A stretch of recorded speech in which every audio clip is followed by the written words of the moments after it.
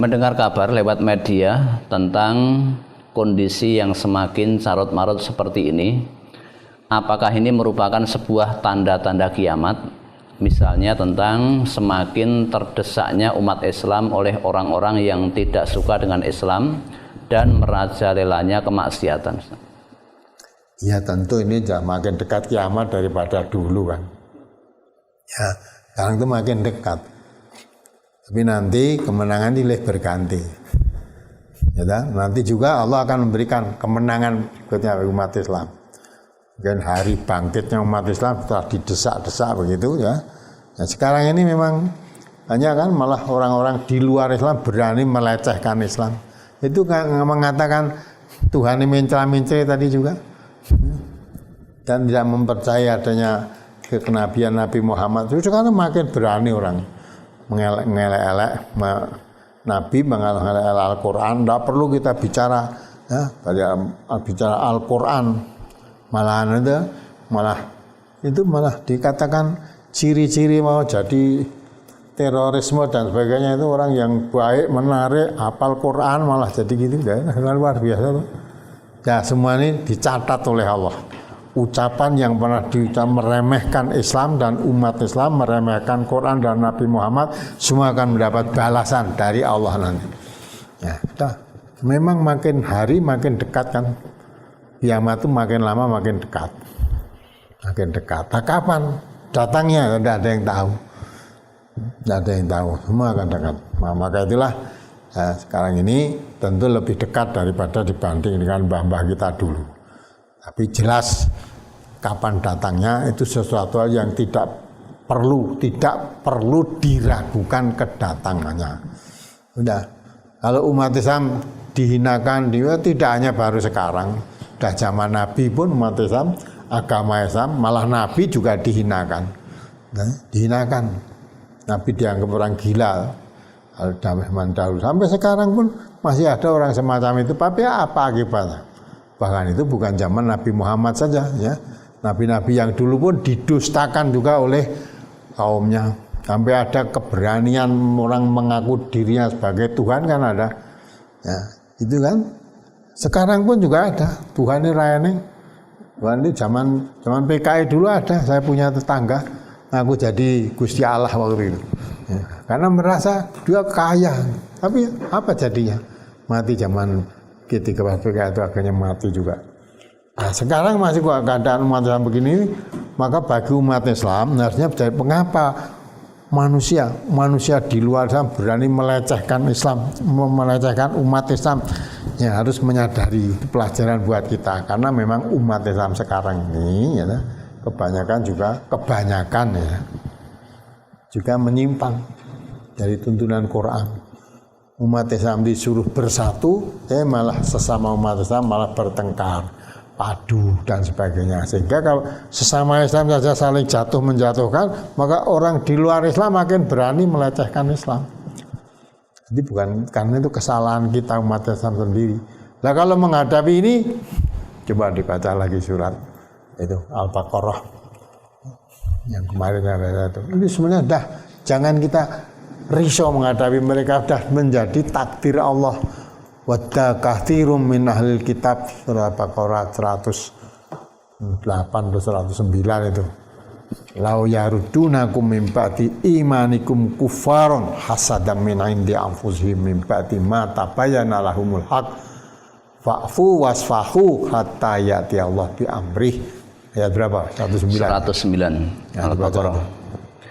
Wadda katsirum min ahlil kitab law yaruddunakum min ba'di imanikum kuffara hasadam min 'indi anfusihim min ba'di ma tabayyana lahumul haqq fa'fu wasfahu hatta ya'tiyallahu bi amrih innallaha ala kulli syai'in qadir. Sebagian besar ahli kitab menginginkan agar mereka dapat mengembalikan kamu kepada kekafiran setelah kamu beriman karena dengki yang timbul dari diri mereka sendiri setelah nyata bagi mereka kebenaran. Maka maafkanlah dan biarkanlah mereka sampai Allah mendatangkan perintahnya Sesungguhnya Allah Maha Kuasa atas segala sesuatu. Nah, melihat kejadian ini kan tidak perlu kita dirisaukan. Banyaknya orang mau memurtadkan orang Islam setelah menjadi orang yang beriman. Tapi perintah Allah tadi malah fa'fu wasfahu. Maafkan dia, biarkan dia pola-polanya sampai kata ya Allah bi amri, sampai Allah nanti akan mendatang keputusannya. Ya. Wadda katsirum min ahlil kitab law yarudunakum min ba'di imanikum kuffara. Ya, tidak bisa dihindari, ini dah firman Allah. Ya, sebagian besar, bukan bagian kecil, sebagian besar orang ahli kitab itu berusaha menjadikan kamu kafir setelah kamu menjadi orang yang beriman. Mengapa? Malah diterangkan dia mimbati ma tabayyana lahumul haq, setelah datang kepada mereka kebenaran. Jadi kebenaran kenabian Nabi Muhammad itu suatu kebenaran yang disebut dalam kitab suci mereka juga. Sampai Allah menjelaskan kalau Muhammad itu Nabi itu dia kenal. Sampai kenal mereka kepada Muhammad sebagai Nabi seperti kenal mereka kepada anak-anak mereka sendiri. Tapi mengapa setelah datang kebenaran kenabian yang mereka disebut di dalam kitab suci mereka malah menentang? Maka di hasatan min indi anfusihim, karena dengki yang ada di mereka yang tidak suka Nabi Muhammad diangkat dari bukan keturunan Israel, nggak suka. Muhammad dari keturunan Ismail, bukan keturunan Israel, tidak suka kenabian Nabi Muhammad. Maka kedengkian diterangkan itu, ya, diterangkan oleh Allah hasatan min indi anfusihim min ba'di ma tabayyana lahumul haq. Karena kedengkian yang ada pada mereka setelah datang kebenaran kepada mereka. Kebenaran datang Nabi Muhammad, sebelum Nabi Muhammad ditunggu-tunggu kedatangannya. Ditunggu-tunggu kedatangannya untuk menghadapi, memenangkan mereka dengan orang-orang kafir dan orang-orang musyrik. Tapi setelah datang betul kenabian Nabi Muhammad ternyata bukan dari Bani Israel. Nah, dia tak suka, maka menolak kebenaran itu. Maka dengki itu tidak suka nikmat yang diberikan oleh Allah pada orang lain, yang diberikan oleh Allah kok pada Muhammad keturunan Arab, bukan keturunan Israel. Nah, itulah maka diterangkan di itu mimbati ma tabayyana lahumul haq. Lah menghadapi orang semacam itu dia berusaha memurtadkan orang-orang yang beriman, orang-orang kafir jadi Islam itu selalu berusaha memurtadkan lagi. Menghadapi semacam itu bagaimana? Fa'fu wasfahu. Tidak perlu kita ribut menghadapi mereka. Fa'fu wasfahu. Ya, maafkan dia, berikan kebebasan mereka sampai Allah mendatangkan perkaranya. Hatta ya'ti Allah bi amrih, innallaha ala kulli syai'in qadir. Allah mengetahui segala sesuatu, apapun Allah tahu. Terus memaafkan, biarkan apa kita tidak berbuat. Ayat lanjutannya. Wa aqimus sholata wa atuz zakah wa ma tuqaddimu li anfusikum min khairin tajiduhu 'indallah innallaha bima ta'maluna basir. Dan dirikanlah salat dan tunaikanlah zakat, dan kebaikan apa saja yang kamu usahakan bagi dirimu tentu kamu akan mendapatkan pahalanya pada sisi Allah. Sesungguhnya Allah Maha melihat apa-apa yang kamu kerjakan. Jadi jangan kita disibukkan bagaimana membentengi mereka, melarang mereka untuk berdakwah, memurtadkan kita. Jangan dilarang mereka, biarkan saja, biarkan. Tapi kalau memang kita semua menginginkan orang Islam itu jangan sampai murtad, kuatkan umat Islam itu sendiri, kuatkan akidahnya, luruskan akidahnya, mengapahamkan tentang Islam. Maka wa aqimus shalah, dirikan salat, wa atuz zakat, bayarkan zakat. Ya. Kalau mereka memurtadkan umat Islam dengan diberikan beras, diberikan apa-apa, materi, bayarkan Islam. Zakatnya ditunaikan, berikan pada yang hak menerima zakat. Dia tidak akan mudah dikafirkan lagi hanya karena masalah ekonomi, masalah makan dan sebagainya. Maka dikatakan wa ma tuqaddimu li anfusikum, apa yang kamu lakukan min khairin, kebaikan yang kamu lakukan, walaupun orang tidak mengetahui, pasti kamu nanti tajidu indallah, kamu akan mendapat balasan di sisi Allah. Walaupun yang kamu lakukan itu manusia tidak tahu, tapi kamu dirikan sholat. Ya, artinya sholat ditegakkan. Kalau menegakkan sholat, sholat itu tanda anil fahsya wal mungkar, ya, mencegah dari perbuatan keji dan perbuatan mungkar. Maka tidak perlu khawatir umat Islam dimurtadkan oleh mereka. Karena kalau sholatnya tegak, tidak mungkin dia akan berbuat mungkar. Tidak mungkin. Nah, kalau masalah ekonomi, maka bayarkan zakat. Zakatnya dibayarkan, berikan pada hak orang yang mempunyai hak zakat itu, ya, yang menerima hak orang-orang miskin. Ya, jangan sampai murtad karena ya hanya makanan sedikit ditukar ya, dengan kesenangan yang sedikit, kesenangan yang baik ditukar dengan kesenangan yang murah. Ya, itu hanya karena masalah kemiskinan, maka bayarkan zakat. Terus apapun yang kamu lakukan, mau membentengi dirimu, membentengi keluargamu dengan dari kemurtatan itu, semuanya akan kamu dapati di sisi Allah tadi. Akan diberi balasan. Ya, innallaha bima ta'maluna basir. Allah mengetahui apa yang kamu kerjakan itu Allah tahu. Jadi tidak usah kita diributkan, ya, diguncangkan, dimurtadkan. Mereka kalau kita menghadapi mereka, membentengi mereka, tidak ada gunanya. Itu sudah ditakdirkan oleh Allah. Ya, jangan. Dia usaha apapun, dia tetap akan berusaha memurtadkan orang Islam ini menjadi kafir lagi. Maka supaya tidak menjadi kafir, kuatkan keislaman umat Islam itu. Ngertikan Islam, kuatkan ekonominya, pahamkan tentang Islam. Ditukar dengan apapun, ya, kalau dia sudah paham, yakin terhadap Islam, apalagi cuma ditukar dengan ya, nasi, ditukar dengan tiwul, ditukar dengan jabatan sekalipun dia nggak akan mau, karena tahu dia kalau tastaru bi ayatillahi tsamanan qalila, kalau saya menukar iman saya dengan dunia apapun wujudnya itu hanya kesenangan yang sedikit, ya, kesenangan yang sedikit. Masa kita korbankan kesenangan yang besar akan kita jual dengan harga yang murah, kesenangan yang sedikit, ya itu tidak akan terjadi. Maka kalau kita mau berusaha menanggulangi kemurtatan, jangan melarang mereka berbuat apa saja, tapi kuatkan umat Islam itu sendiri, akidahnya, kuatkan, luruskan, perkuat agamanya. Kalau agamanya kuat, akidah kuat, dengan cara apapun dia tidak akan bisa memurtadkan umat Islam. Tapi kalau memang umat Islam jadi rapuh akidahnya, ya, karena apa rapuh, kurang pahamnya, atau karena kurang yakinnya, atau kurang kebersamaan di antara kita itu, ya mudah oleh mereka merasa di sini kekurangan apa-apa, tidak ada diberi, tidak ada yang memberi, itu ditolong orang lain, diberi, dan lah sekolah yang menolong itu yang baik. Maka kalau dia dapat pemberian dari orang lain tadi, dia merasa kena jasa, ikuti apa yang dia kehendaki, lah jadi itulah murtad tadinya. Murtad. Maka ada yang melamar pekerjaan, ya, melamar pekerjaan itu sampai di situ, ya, mengajukan permintaan, saya sanggup bekerja walaupun dengan tekanan, nah gitu. Melamar pekerjaan sampai sanggup menerima pekerjaan dengan tekanan. Nah akhirnya saya, yang mengirimkan pada saya itu, saya, wah itu mudah dimurtadkan dengan tekanan.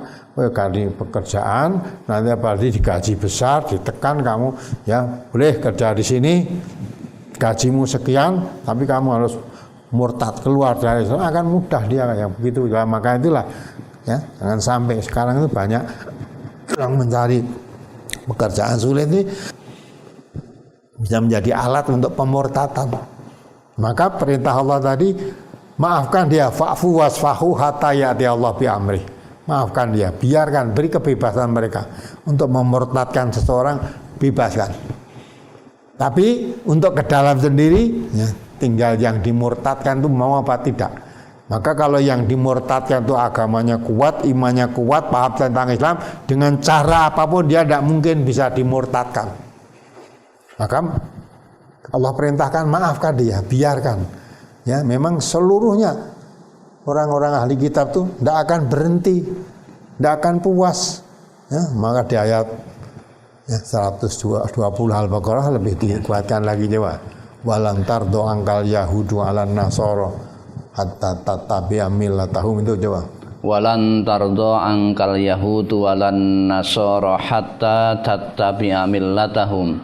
Qul inna hudallahi huwal huda wala inittaba'ta ahwa'ahum ba'dalladzi ja'aka minal ilmi ma laka minallahi min waliyyin wala nasir. Nah, perhatikan nih, mengapa kalau udah begitu? Kalau kita mau melarang mereka sebelum ya, kita keluar dari Islam murtad itu mereka tidak ada henti-hentinya, terus akan berusaha. Terus orang-orang Yahudi dan Nasrani tidak akan senang kepada kamu hingga kamu mengikuti agama mereka. Katakanlah, sesungguhnya petunjuk Allah itulah petunjuk yang benar. Dan sesungguhnya jika kamu mengikuti kemauan mereka setelah pengetahuan datang kepadamu, maka Allah tidak lagi menjadi pelindung dan penolong bagimu. Nah, maka pengetahuan itu penting kan.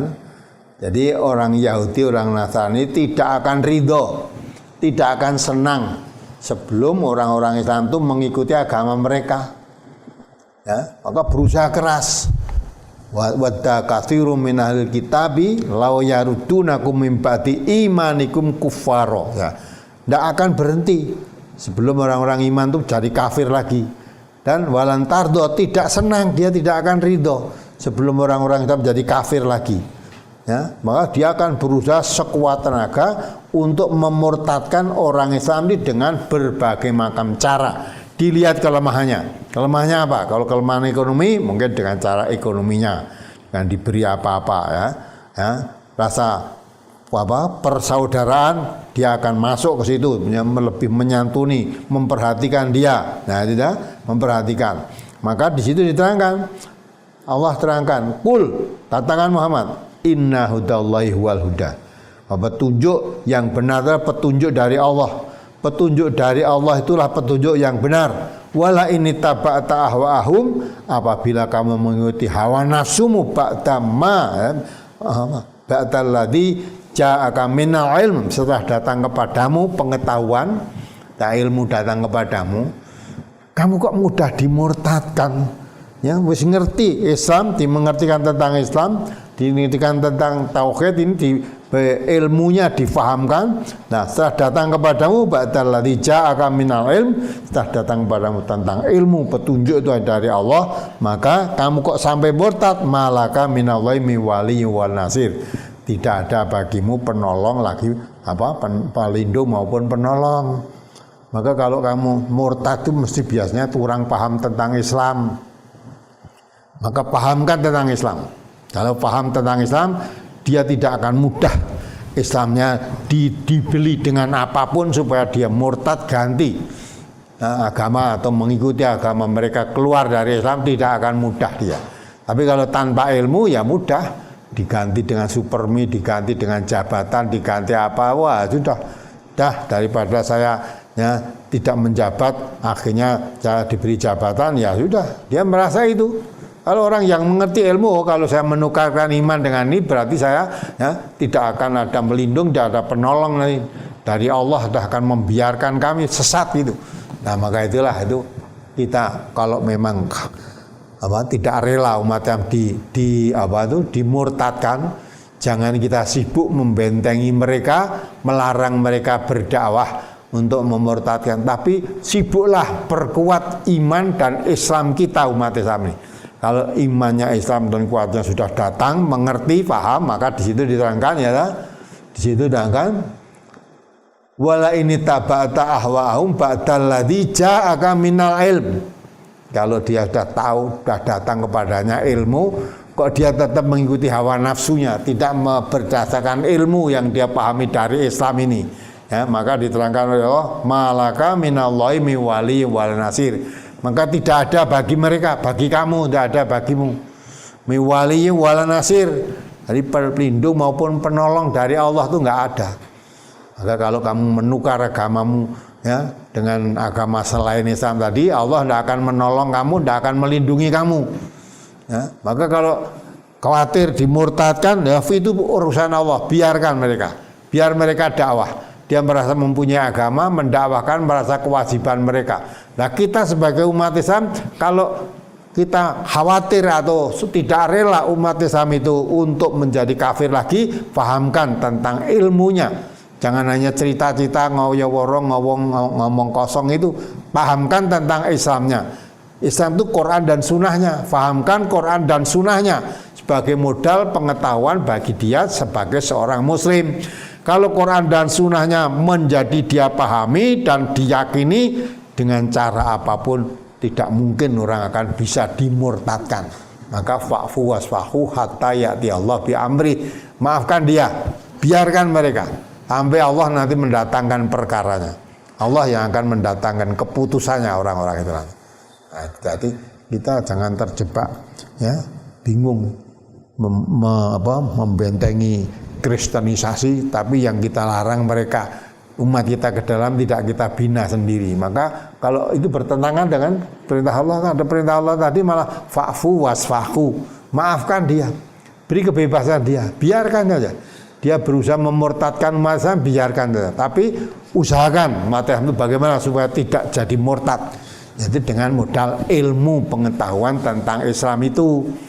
Nah, biasanya dakwah Islam ya tidak dimengertikan tentang Islam, malah diisi dagelan-dagelan saja. Malah kalau menerangkan tentang Islam yang sebenarnya, membahas Quran dan sunnah yang sebenarnya, malah kadang-kala dihambat, ditentang oleh orang Islam sendiri. Orang Islam sendiri yang menentang. Yaitu, lah, kalau orang Islam sendiri, ada orang Islam ngaji Quran, memahami sunnah Nabi, malah tidak disenangi, ya, bagaimana orang lain? Ya, orang lainnya tinggal bonceng saja. Wong Islam dia ora seneng nek wong ngaji itulah.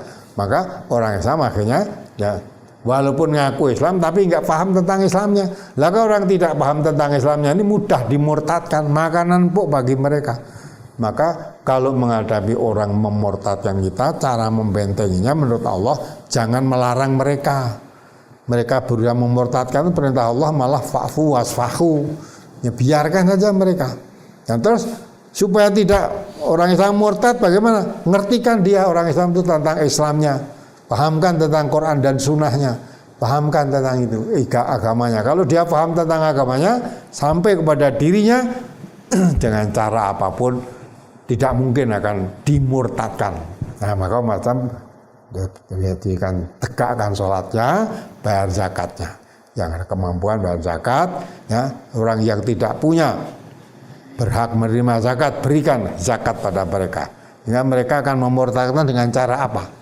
Dengan cara ekonomi sudah dikuatkan, yang tidak kuat dikuatkan dengan saudara-saudara yang kuat. Nah, begitu, apalagi kalau di Indonesia ini mayoritas beragama Islam, kalau itu didirikan sholat dengan zakat dengan betul, insya Allah tidak akan ada orang yang bisa dimurtadkan karena diberi makanan itu enggak akan. Ya, itulah yang harus kita yakini. Maka ngaji itu penting, ngaji tidak hanya sekedar cerita, ya, cerita. Tapi Quran, sunnahnya yang untuk menguatkan iman mereka berdasarkan ilmu.